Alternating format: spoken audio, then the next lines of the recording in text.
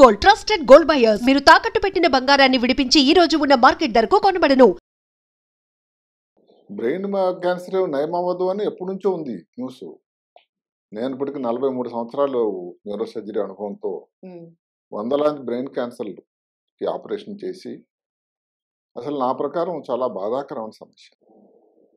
ఎందుకంటే ఆపరేషన్ చేసే ముందే కొంతవరకు సిటీ స్కాన్లో కానీ ఎంఆర్ఐలో కానీ ప్రాబ్లం ఉందని చెప్పడం, క్యాన్సర్ కావచ్చు అని చెప్పడం, అక్కడ నుంచి కుటుంబ సభ్యులందరికీ గుండె గుబేలు అనిపిస్తుంది. ఎట్టి పరిస్థితిలో సంతోషకరమైన మాట కాదు. ఆపరేషన్ బ్రహ్మాండంగా అయిపోయింది, ఆపరేషన్ బాగా అయిపోతుంది. తర్వాత రిపోర్ట్ వస్తుంది, రిపోర్ట్ అదేనండి అనుకున్నది క్యాన్సర్ అండి, ఇంకా డబుల్ వ్యామి. తర్వాత రేడియేషన్ ఇస్తారు, ఏదో ఆశ, తర్వాతకి కీమోథెరపీ ఇస్తారు. ఇవన్నీ జరిగి కూడా మళ్ళీ 6 మాసాల తర్వాత కానీ ట్యూమర్ వస్తే ఎట్లా ఉంటుంది? ఎంత బాధాకరం.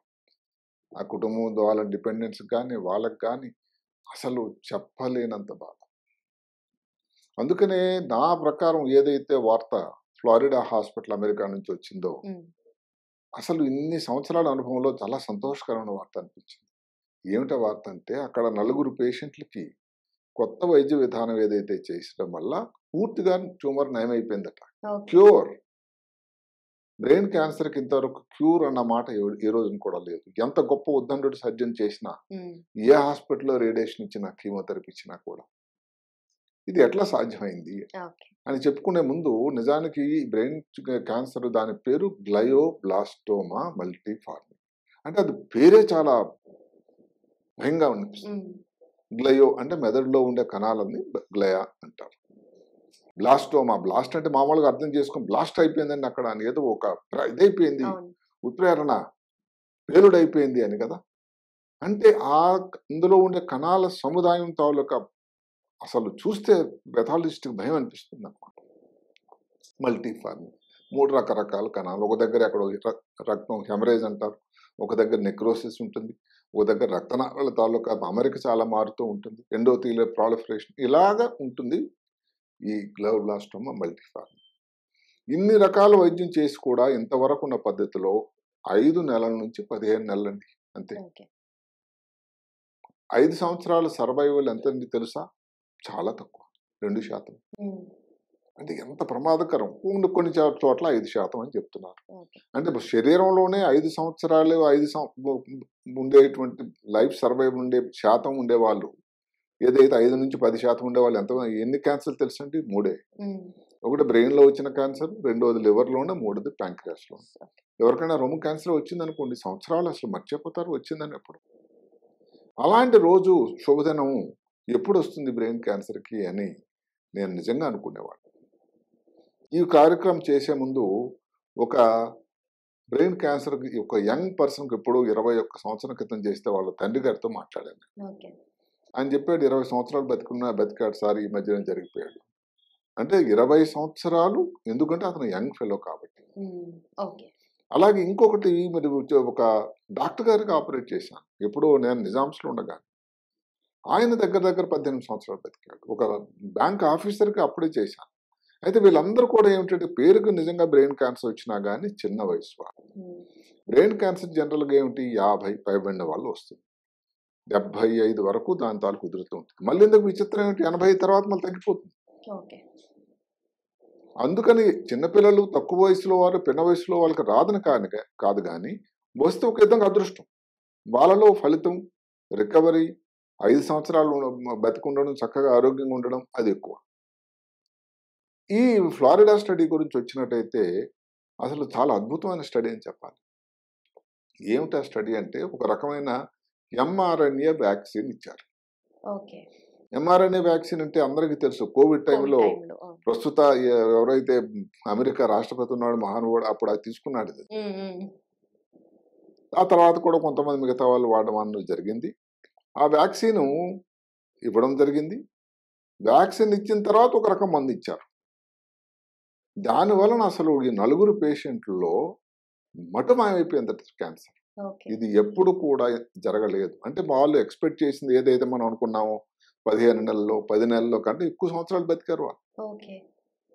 అసలు ఎవరైతే ఫలితం చేశారో ముందు ఈ ఎలుకల్లో చేసి దాని తాలూకా ట్యూమర్కి అలాగ మంచి ఫలితం బాగుందని మనుషులకు ట్రయల్ ఇవ్వడం మొదలుపెట్టారు. ఫేజ్ 1 అది. అందులో 4 వైద్యం చేశారు. ఇప్పుడు ఈ ఫలితాలు చూసి ఇంకొక 24 మందికి ఇప్పుడు మళ్ళీ ఆల్రెడీ సెకండ్ ఫేజ్లో ఇది అయ్యారు, నమోదయ్యారు. సో ఆ ఫలితం ఎలా ఉంటుందో చూడాలి. ఇది చాలా ఇంట్రెస్టింగ్గా నాకు కూడా అనిపించింది. చాలా సైంటిఫిక్గా కూడా ఉంది. ఇప్పుడు ఈ వ్యాక్సిన్ అన్నది ఇచ్చారు. వ్యాక్సిన్ ఏదో సెపరేట్గా బ్రెయిన్ క్యాన్సర్ కోసం ఇచ్చిన వ్యాక్సిన్ కాదండి. మామూలుగా ఇచ్చినటువంటి ఏదైతే వ్యాక్సినే అంటే ఇమ్యూనో వ్యవస్థ, శరీరంలో ఏదైతే ఉంటుందో ఇమ్యూనో వ్యవస్థ, దానిని ఇమ్యూన్ సిస్టమ్ అంటాం, రోగ నిరోధక వ్యవస్థ, దానిని ఉత్ప్రేరకం చేయడం, స్టిమ్యులేట్ చేయడం ఫస్ట్ స్టెప్. అంటే ఏమిటి, ఇప్పుడు ప్రధానమంత్రి వస్తున్నారు, ఇప్పుడు ప్రెసిడెంట్ వస్తున్నారు, ముందు వాళ్ళ సెక్యూరిటీ వాళ్ళంతా వచ్చి అంతా రెడీ చేస్తారు, అంతా బాగుంది, సన్నద్ధం చేస్తారు. అలా ప్రైమింగ్ అప్ అంటాం. అంటే ఇమ్యూనో వ్యవస్థని సన్నిద్ధం చేస్తుంది ఈ వ్యాక్సిన్. ఇప్పుడు కోవిడ్ వ్యాక్సిన్ కి దీనికి తేడా మీరు అడగండి. కోవిడ్ వ్యాక్సిన్ అంటే అక్కడ ఉండే ప్రోటీన్ అది వెళ్ళి అటాక్ చేసింది, అది దాని ఫలితం అప్పుడు బాగుంది. ఈ వ్యాక్సిన్ అలా కాదు, అసలు ప్రోటీన్ అటాకే చేయటం లేదండి, సరిగదా ఆ వ్యవస్థను స్టిమ్యులేట్ చేస్తుంది. ఎప్పుడైతే ఇలా సన్నద్ధం చేసి వ్యాక్సిన్ కానీ ఇమ్యూనో సిస్టమ్ ఉంటే అప్పుడు ఒక మందు బయట ఇంకో వెళ్తుంది. బట్ సార్ క్యాన్సర్ అంటే ఇప్పుడు ట్రీట్ చేస్తారు కదా, మళ్ళీ రిపీట్ అవుతుంది కదా, ట్యూమర్ మళ్ళీ డెవలప్ అయ్యే ఛాన్సెస్ ఉంటాయి కదా, సో ఆ ఛాన్స్ కూడా లేదంటారా? ఇది అదే మామూలుగా ఏంటంటే వచ్చిన ట్యూమర్ వచ్చినంత మాత్రాన సర్జరీ చేయకుండా అది చేయటం కాదు, తర్వాత రాకుండా ఉండడానికి చర్యలు. ఇప్పుడు మీరు మంచి ప్రశ్న అడిగారు. ఇంతవరకు ఇప్పుడు ఈ క్యాన్సర్ బ్రెయిన్ క్యాన్సర్ వచ్చింది అనుకోండి, ఏంటి వైద్యం ఉంది? సర్జరీ. ఇందా చెప్పాను, సర్జరీ చేసి ఎంత పెద్దదైనా కానీ ఎంతవరకు తీయగలేదు అంతవరకు తీయాలి అని ఒక శాస్త్రం. తర్వాత దానికి బయాప్సీ రిపోర్ట్ పంపించిన, బయాప్సీని బట్టి దానికి రేడియేషన్ ఉంటుంది. మేము మామూలుగా పాతకాలంలో ఏం చెప్పేవాళ్ళంటే 80 నుంచి 85% సర్జరీ చేయడం వల్ల ఫలితం ఉంటుంది, మిగతా 15-20% రేడియేషన్ అండి. సో రేడియేషన్ ఇచ్చేవాళ్ళు. ఆ తర్వాత కీమోథెరపీ అని ఒకటి వచ్చింది, టెమోజోలమైడ్ అని ఒక మందు. ఎలాగ సైన్స్ మారుతుంది, నిరంతర ప్రవాహం. అలాగే ఇప్పుడు దానికోసం ఇమ్యూనోథెరపీ అని వచ్చింది. ఇవన్నీ చేస్తూనే ఉన్నారు. ఈ దీనిలో ఏమిటంటే మిగతా ఇమ్యూనోథెరపీ దాంట్లకి ఇంతకుముందు ఇచ్చారా లేదా డాక్టర్ గారు మీరు అడగవచ్చు, ఇస్తున్నారు. ఎలా ఇమ్యూనోథెరపీ పాతది, శరీరంలో ఉండే రకరకాల క్యాన్సర్కి సంబంధించిన ప్రోటీన్లకి దాని మీద పనిచేసేటువంటి ఒక పద్ధతి లేదు. ఆ ఒక్క పేషెంట్కి ట్యూమర్కి ఆ కెనాలని ఏదో ల్యాబ్లో చేసి దానికి వ్యాక్సిన్ తయారు చేసి ఇచ్చే పద్ధతి ఇంతవరకు జరుగుతూ ఉంది. దానివల్ల అంత గొప్ప గణనీయమైన ఫలితాలు లేవు. ఇక్కడ చేసింది ఏంటంటే 2 స్టెప్, దాన్నే 1-2 పంచ్. పంచ్ అంటే పిడిగుద్దులు, గుద్దడం అనమాట. ట్యూమర్ని నిజంగా అలా గుద్దు పడేశారు. సో మొదటి స్టెప్లో మనం ఏదైతే చెప్పుకున్నాం, వ్యాక్సిన్ ఇవ్వడం వల్ల ఇమ్యూనో వ్యవస్థని సన్నద్ధం చేస్తూ ఉంటుంది. అంతేకాదు, అంతవరకు సుప్తావస్థలో ఉండేటువంటి ఇమ్యూనో వ్యవస్థ, చల్లగా ఐస్ కోల్డ్గా ఉన్నటువంటి వ్యవస్థ ఈ వ్యాక్సిన్ ఇవ్వడం వల్ల స్టిమ్యులేట్ అవుతుంది. అంటే రెడ్ హాట్ అయిపోతుందట, ఎప్పుడు ఎవరు వస్తారు కొట్లాడాలన్నట్టు. ఆ టైంలో ప్రవేశిస్తుంది ఒక మందు, దాని పేరు ఇమ్యూన్ గేట్ ఇన్హిబిటర్ అని ఒకటి ఉంది. అంటే ఇమ్యూనో సిస్టంలోనే కొన్ని రకాల బ్రేకులు ఉన్నాయి. ఆ బ్రేకుల వల్ల దానికి ఫలితం అంతా రావటం లేదు. దానిని ఇన్హిబిషన్ అంటే దాన్ని ప్రివెంట్ చేయాలి. చూసారా, ఆ మందులు ఇప్పుడు ప్రపంచంలో చాలా రకాల మందులు ఉన్నాయి.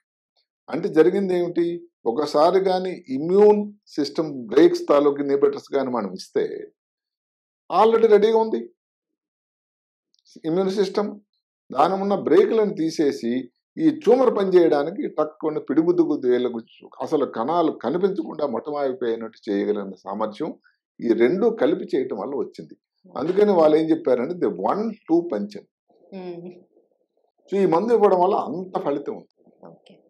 అంటే రెండు కలిపి పనిచేయటం వల్ల, ఒక్క వ్యాక్సిన్ వల్ల పనిచేయటం లేదు. ఒక్క వ్యాక్సిన్ మందులో డైరెక్ట్గా ఆ పేషెంట్కి ఇవ్వడంలో ఉపయోగం లేదు. ఈ వ్యాక్సిన్ అంతా మామూలుగా సర్వసాధారణంగా ఇచ్చేటువంటి ఇమ్యూనో వ్యవస్థ పెంచడానికి ఇచ్చేటువంటి వ్యాక్సిన్ ఇమ్యూనో వ్యవస్థను దానిని పెంపొందించి సన్నద్ధం చేసి నెక్స్ట్ అటాక్ కోసం రెడీ అనమాట. క్రికెట్లో మీరు చూస్తూ ఉంటే కొన్నిసార్లు ఈ ఫీల్డింగ్ చేస్తూ ఉంటే ఒకసారి బౌండరీ లైన్కి వెళ్ళిపోతే ఫీల్డర్ అక్కడ నుంచి డైరెక్ట్గా త్రో చేయడు, ఇంకోళ్ళకి ఇచ్చి ఇంకోళ్ళు అక్కడ నుంచి చేస్తారు.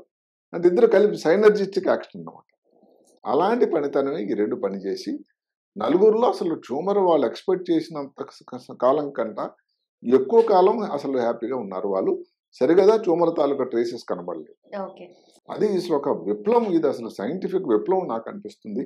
ఎంతో సంతోషకరమైనటువంటి వార్త అని అనిపిస్తుంది. ఎందుకంటే ఒక గ్లోబ్లాస్టోమా వచ్చి ఆపరేషన్ చేసి ఆ అంత్యావస్థలో చూస్తుంటే అసలు ఇంత ఏ క్యాన్సర్ని చూసినా కానీ అంటే అంతా ఒక 6 మాసాల్లోనూ సంవత్సరంలో మళ్ళీ ఇదంతా జరుగుతుందంటే ఏ సజ్జన మాత్రం సంతోషంగా ఉంటుంది. అందుకని ఇప్పుడు బ్రెయిన్ ట్యూమర్ క్యాన్సర్ కోసం వచ్చి ఆపరేషన్ చేసేటప్పుడు ఆపరేషన్ చేసి ఏదో బాగా చేద్దామని ఏదైతే ఆలోచన ఏదైతే ఉంటుందో ఆ 6 మాసాల్లోనే మళ్ళీ వచ్చి అది చేయాలనే పరిస్థితి చాలా చాలా బాధాకరం అనిపిస్తూ ఉంటుంది. చూస్తూ ఉంటే నెమ్మదిగా వాళ్ళకి డల్ అయిపోతారు, అసలు మాట్లాడడం మానేస్తారు, మూత్రం కంట్రోల్ ఉండదు, అన్నిటికీ వాళ్ళందరి మీద డిపెండ్ అవుతారు. ఫ్యామిలీ మెంబర్స్కి, భార్యకి ప్రాబ్లం వస్తే భర్తకి ఎంతో ఇబ్బంది, బీపీ తక్కువ అయిపోతుంది, పల్స్ రేటు చాలా ఇర్రెగ్యులర్ అయిపోతూ ఉంటుంది. ఇలాంటి ఇబ్బందులు చూస్తూ చూస్తూ మళ్ళీ ఇంకేంటి వాళ్ళు కొంతమంది మన స్పృహలో ఉంటారు చెప్పలేకపోయినా కానీ. ఇలాంటి చూస్తుంటే నిజంగా చాలా బాధాకరం. అంటే ఇలాంటి ఇబ్బందులు ఉండకుండా క్యాన్సర్కి క్యూర్ అని వచ్చిన మంచి రోజులు ఇన్నాళ్ళకు వచ్చాయా అని నాకు అనిపిస్తుంది. ఇంకో మాట ఏమిటంటే ఇంతకుముందు ఎప్పుడో నేను ఐడ్రీమ్లో కూడా ఈ కార్యక్రమం రే కుర్వేల్ అని ఒక మహానుభావుడు ఉన్నాడు. ఆయన ఒక కంప్యూటర్ మాంత్రికుడు, అదే కాకుండా ఆస్ట్రాలజర్. ఆయన ఎట్లాంటిది ముందు దానికి భవిష్యత్తుని చెప్పగలిగిన వాడు. అంటే ఏదో ల్యాప్టాప్ వస్తుందని చెప్పాడు, ఇంకా చాలా చాలా గొప్ప రావడం అవకాశం ఉందని చెప్పాడు. ఇంకొక మాట ఏం చెప్పాడు అంటే 2030 అంటే ఇప్పటి నుంచి 5 సంవత్సరాలు మనిషికి మామూలు కారణాల వల్ల మరణం ఉండదన్నాడు. నానో రోబోస్ వస్తాయి అన్నాడు. చిన్నవి, నానో అంటే ఎంత అండి, మిల్లీమీటర్లు 100. ఆ చిన్న రోబోస్ వెళ్ళి ఎక్కడైతే ట్యూమర్ ఉందో దానిలోనే పనిచేసి చుట్టుపక్కల బ్రెయిన్కి ఏమాత్రం కూడా ప్రమాదం చేయకుండా దాని పని దానికి ఆయన చేసి వచ్చేస్తుంది. అలాంటి నానో టెక్నాలజీ ద్వారా చేసినటువంటి ఈ వ్యాక్సిన్ ఇది. సో నానో టెక్నాలజీ ద్వారా ఎంఆర్ఎన్ఏ వ్యాక్సిన్ మెదడు లోపలికి వెళ్ళి శరీరం లోపలికి వెళ్ళి ఆ వ్యవస్థను అందరిని కూడా సన్నద్ధం చేసి ఇంత అగ్రెసివ్ ట్యూమర్, అంటే చాలా దూకుడు ఉండేటువంటి ట్యూమర్ ఇది గ్లోబ్లాస్టోమా మల్టిఫారం. అలాంటి దానిని వీక్ చేసేసి అప్పుడు ఈ ఏదైతే ఉన్నాయో ఇమ్యూన్ గేట్ ఇన్హిబిటర్స్ ని పంపించినట్టయితే అసలు దానికంటే మెచ్చుకోవడానికి ఇంకేముంది చెప్పండి. అందువల్ల ముందు ఏమిటంటే ఈ జనానికి, అంటే నేను అసలు బ్రెయిన్ ట్యూమర్ రావాలని, బ్రెయిన్ క్యాన్సర్ రావాలని కోరుకోకపోయినా ఎవరికైనా వస్తే మాత్రం ఇప్పుడు మంచి రోజులు వచ్చాయని చెప్పక తప్పదు. అదే కాకుండా ఇందాక చెప్పినట్టుగానే బ్రెయిన్ క్యాన్సర్ కూడా ఇంకా ఇంకా ఎన్నో పరిశోధనలు వస్తూ ఉన్నాయి. ఒకప్పుడులా కాదు. బ్రెయిన్ క్యాన్సర్లో జెనెటిక్ టెస్టింగ్ అని వచ్చింది. ఏమిటా జెనెటిక్ టెస్టింగ్? దానిలో ఏ రకం జీన్స్ తో ఈ వ్యక్తికి ఉంది అని. ఆ జెనెటిక్ టెస్టింగ్ లో కానీ ఐహెచ్ అంటే ఐసోసిట్రేట్ డిహైడ్రోజనేజ్ IDH మ్యూటేషన్ అంటే రూపాంతరం. ఈ మ్యూటేషన్ మాట మనం కోవిడ్ టైంలో వైరస్ మ్యూటేషన్ రూపాంతరం చెందింది, ఇదైంది, బూమేకరన్ వచ్చింది అని చాలా పేర్లు విన్నాం. అలాగే జీన్ గాని మ్యూటేషన్ రూపాంతరం చెందితే ఫలితాలు బ్రహ్మాండంగా ఉంటాయి. ఆ రకం ట్యూమర్ ఎవరికి వస్తుందండి? యంగ్ ఏజ్ లో వస్తుంది. రేడియేషన్ ఎఫెక్ట్ దానిలో చాలా బాగుంటుంది, కీమోథెరపీ ఎఫెక్ట్ కూడా చాలా బాగుంటుంది. దానికి విరుద్ధంగా రెండో దానిని ఏమంటారంటే IDH వైల్డ్ టైప్ అంటారు జీన్. ఆ జీన్లో ఫలితాలు మాత్రం అంత బాగుండవు. అలాగే సెకండరీ గ్లయోబ్లాస్టోమా అన్నారు. అంటే మనం మామూలుగా మాట్లాడుతుంది బ్రెయిన్ లో దానంతటదే గ్లయోబ్లాస్టోమా అంటే క్యాన్సర్ లాగా తయారయ్యే పద్ధతి. అది దాని రిజల్ట్ అంత బాగుండవు. సెకండరీ అని ఒకటి ఉంది. సెకండరీ అంటే ఏమిటి? అందులోపల మామూలు గ్లయోమా అంటే గ్లయల్ కణం నుంచి వచ్చిన ట్యూమరే అంత ప్రమాదం కాకుండా సింపుల్ గ్లయోమా గ్రేడ్ 1, 2 ఉండి కొన్ని కారణాంతరాల వల్ల ట్యూమర్ క్యాన్సర్ అయితే వాటి రిజల్ట్స్ బాగుంటాయట. అంటే దాన్ని సెకండరీ గ్లయోబ్లాస్టోమా అంటారు, ప్రైమరీ కాదు. ప్రైమరీ అంటే మెదడు లోపల తయారైన ట్యూమరే ఇలాంటి ఇబ్బంది ఉండే ట్యూమర్. అందువల్ల ఇలాగ సైన్స్ మారుతా ఉంది. ఇప్పుడు దానికి తోడు కీమోథెరపీ డ్రగ్స్ కూడా బాగానే వచ్చాయి. కానీ అన్నిటికంటే ముఖ్యమైనది మాత్రం వ్యాక్సిన్, ఈ ఏవైతే ఉన్నాయో ఇమ్యూనో గేట్ ఇన్హిబిటర్స్ ఏవైతే ఉన్నాయో అవి చాలా చాలా ఉపయోగకరమైన పద్ధతి కాబోతుంది. అన్నిటికంటే అసలు విప్లవాత్మకమైన మార్పులు రాబోతున్నాయని నేను నమ్ముతూ ఉన్నాను. ఎందుకంటే ఇప్పుడు మాటకి ఇందాక చెప్పినట్టుగా నా 20 సంవత్సరాలు బతికిన యువకుడు అప్పటికే కానీ పద్ధతిగా ఉంటే ఇంకొక 20 సంవత్సరాలు బతికేవాడేమో. ఆ కుటుంబానికి ఎంత ముఖ్యం. వాళ్ళ నాన్నగారితో మాట్లాడితే డాక్టర్ గారు ఎంతో గుర్తుపెట్టుకుని మీరు ఫోన్ చేశారని సంతోషపడ్డా. మహబూబ్నగర్ ఫోన్ చేశాను తెల్లవారి. సో అట్లా అంటే అన్ని సంవత్సరాలు నాకున్న అనుభవంతో కూడా ఒక బ్రెయిన్ క్యాన్సర్ వచ్చిన వ్యక్తులు బతకడం అన్నది జరగలేదు. వాళ్ళకు వాళ్ళకి స్టోరీలు చెప్తారు, వచ్చి ఇబ్బంది కూడా వాళ్ళ ఫైటర్స్ వాళ్ళందరూ కూడా తెలుసు, వాళ్ళకు కూడా ఎక్కువ మందికి క్యాన్సర్ అని. దేనికి నిశ్చయంగా ఉంటారు, నేను చేయగలను, నేను ఇంకా కొన్నాళ్ళు హ్యాపీగా ఉంటాను. ఆ డాక్టర్ ఎవరైతే ఉన్నాడు కొన్నాళ్ళు ఆయన ప్రాక్టీస్ చేశాడు. ఈ బ్యాంక్ ఆఫీసర్ ఎవరైతే ఉన్న తర్వాత వాళ్ళు మర్చిపోయాడు ఆపరేషన్ అయిందని. ఇంకా బ్యాంక్కి వెళ్ళి ఉద్యోగం చేయడం మొదలుపెట్టాడు. ఆ తర్వాత సరే మళ్ళీ వచ్చింది. అక్కడే ప్రాబ్లం. క్యాన్సర్ అన్నది, అందులో బ్రెయిన్ క్యాన్సర్ అనేది 100% క్యూర్ అంటూ లేదు కాబట్టి ఇలాంటి ఇబ్బందులు. ఇప్పుడు ఈ క్యూర్ మాట నయం పూర్తిగా చేయలేనటువంటి మాట వచ్చిన తర్వాత ఇంకా మంచి రోజులు వచ్చాయని మనం చెప్పక తప్పదు. ఆ మాట వింటుంటేనే చాలా సంతోషకరంగా నాకు కూడా చాలా సంతోషం. ఎందుకంటే ఆపరేషన్ చేయడం అనేది సర్జన్గా నా ఆలోచన ఎలా ఉంటుందంటే, ఒకటి వారికి ఉపయోగం చేయాలి, నయం చేయాలి. ఇప్పుడు ఇదే కానీ నాన్ క్యాన్సర్ ట్యూమర్స్ ఉన్నాయి చాలా, క్యాన్సర్ కానీ బ్రెయిన్లో ఇవి చాలా ఉన్నాయి. పిట్యూటరీ ట్యూమర్ అని ఉంటుంది, మెనింజోమా అని ఉంటుంది, సిపి యాంగిల్ ఎకోస్ట్ న్యూరోమా అని ఉంటుంది, ఎపెండమోమా అని ఉంటుంది, లేకపోతే ఇంకా ఇంకా చాలా ట్యూమర్స్ ఉన్నాయి. కానివి అవి చేస్తే 100% మంచి ఫలితాలు ఉన్నాయి. ఈ క్యాన్సర్ గ్లయోబ్లాస్టోమా కూడా శరీరంలో ఉండే మిగతా క్యాన్సర్తో చూసుకుంటే 2% క్యాన్సర్. ఇది 2%. మిగతా ఇంకా అందరూ అనుకుంటా బ్రెయిన్లో వచ్చిన వాళ్ళ క్యాన్సర్ అనేది. ఇది ఒక అపోహ. బ్రెయిన్లో వచ్చిన ట్యూమర్స్ అన్ని క్యాన్సర్ కావండి. ఇవి గ్లయోబ్లాస్టోమా అన్నది ఒక రకమైన క్యాన్సరు.